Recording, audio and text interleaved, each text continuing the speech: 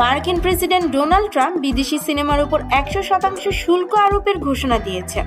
তার এই সিদ্ধান্ত ভারতের সিনেমা ইন্ডাস্ট্রিকে বড়সড় বিপদের মুখে ফেলতে পারে বলে আশঙ্কা করছেন বিশ্লেষকরা। বিষয়টি নিয়ে উদ্বেগ প্রকাশ করেছেন বলিউড পরিচালক বিবেক অগ্নিহোত্রী। সামাজিক মাধ্যমে দেওয়া এক পোস্টে তিনি লিখেছেন, ডোনাল্ড ট্রাম্পের 100% বিনোদন শুল্কে ভারতীয় সিনেমা জগৎ শঙ্কিত। বিনোদন শুল্ক আদতে ধ্বংসাত্মক। যদি এটি চলতে থাকে তবে ভারতীয় ছবির জগৎ ধ্বংস হয়ে যেতে পারে, কেউ বাঁচাতে পারবে না। শুধু বলিউড নয়, বাংলাদেশের সিনেমাও আছে এই ঝুঁকিতে। দেশি হাওয়া সিনেমার যুক্তরাষ্ট্রের বাজারে ভালো ব্যবসা করে বুঝিয়ে দিয়েছিল যে সেখানে দেশের সিনেমাও ব্যবসা হতে পারে। বাংলা সিনেমার জন্য যুক্তরাষ্ট্রে একটি নতুন সম্ভাবনা তৈরি হয়।